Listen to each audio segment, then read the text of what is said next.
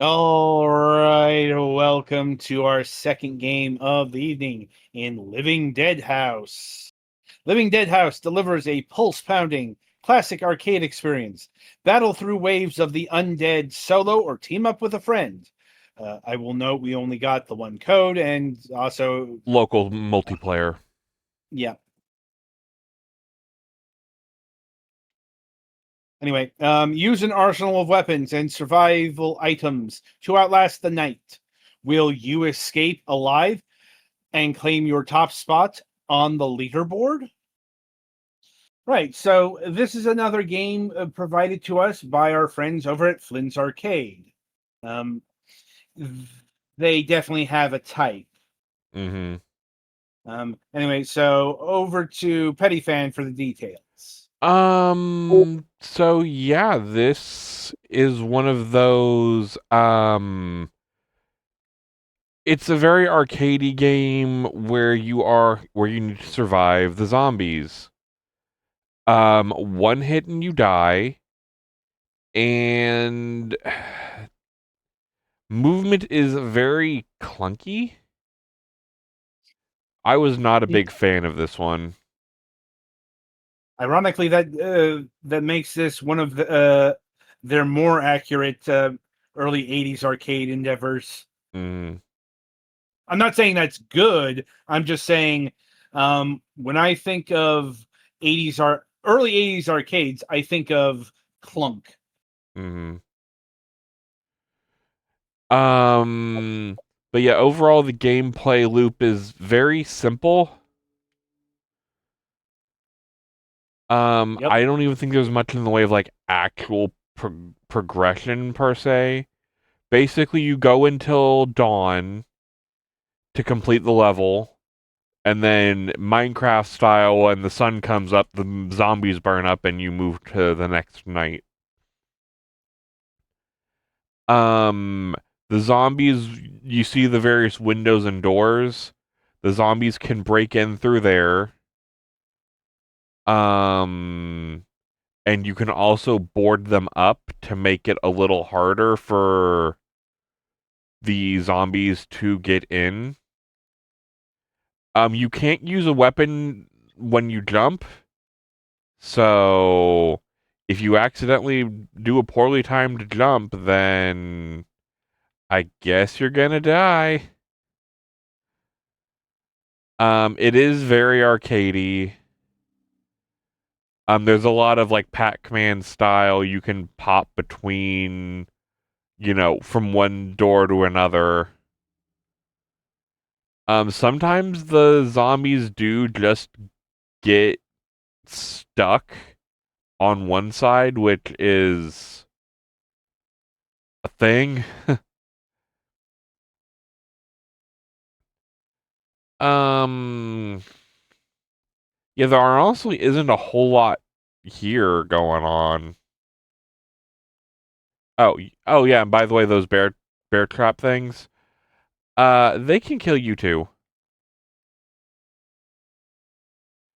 And there isn't much in the way of like frames if you accident or like invincibility if you accidentally step forward onto it.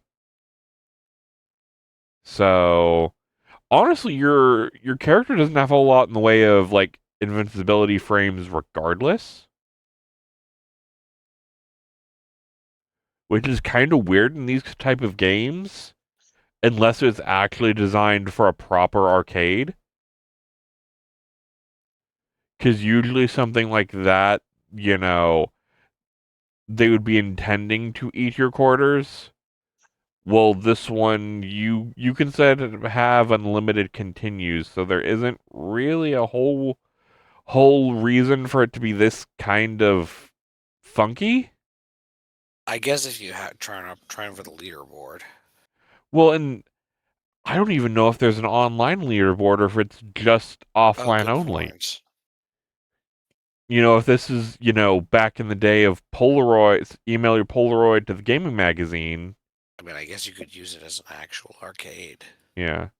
Let me actually see if there is a online leaderboard. No, the leaderboard is just local. So yeah, there is no even comparing your score with your friends or anyone else who would own the game. There are two modes. There is arcade mode, which I was just showing off, and then there is survival, where you just Yeah, kind of go. Mhm. Yeah, I will note the PC version does have Steam leaderboard. Ah. And then the survival mode is basically the maps you've beaten in arcade. You can do them basically ad nauseum. So if that's something you're interested in, you can continue to just play on the single map for as long as you can. Which, I mean, if you like a certain map, I guess. Um, the art is all right, especially for this type of game. There are some of these like letter power-ups, but I've never been able to catch them. Oh, it's just an S. I don't know what the S does, if there is anything it does. There's also like money if you want more points for whatever reason. And then yeah, some levels have a oh, that's bullshit. Some levels have a like trap in them. Like this first level, you can hit the breaker box to make the exposed wires shock a specific area,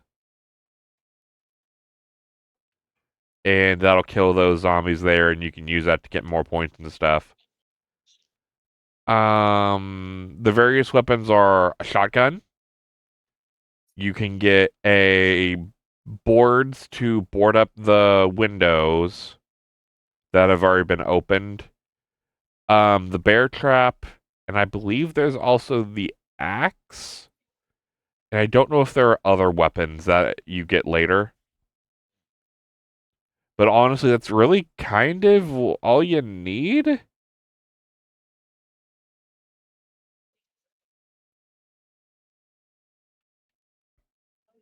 You do get more points if you combo enemies, obviously.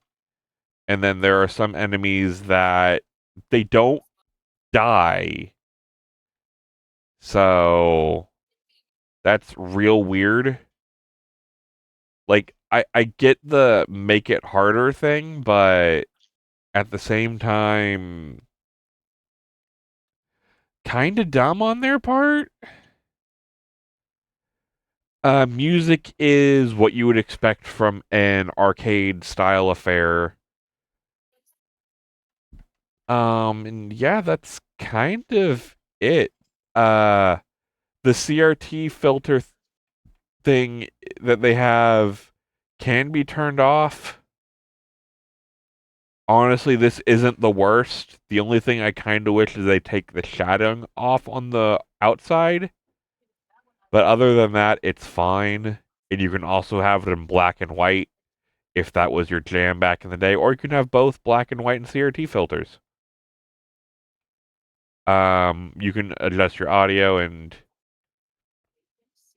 um, obviously there's no like touchscreen support or any weird Joy-Con special effects with this, because why would there be? It's a basic arcade game. What are we looking at price wise, Adam? A fiver. And price parity on all platforms? Yes. Alrighty. I will also additionally mention that there is a demo on Steam. Yeah, all right, yeah, definitely try the demo. For the Switch version, I guess it could be fun like if you need something to kill a few minutes while you're waiting on like a bus or in an office or something, then sure you could do a lot worse for $5. Would you want to sit down and play it like, something more meaty, like play it for hours on end? I personally wouldn't, but I could see someone who's more nostalgic driven to these type of games, maybe. But yeah, it's not bad, just not really my cup of tea. All right. Anything from you guys? Nothing further. Alrighty then. All right, so that'll about do it for this game. Be sure to tune in after the break as the Galax will be reviewing Gear Club Unlimited 3.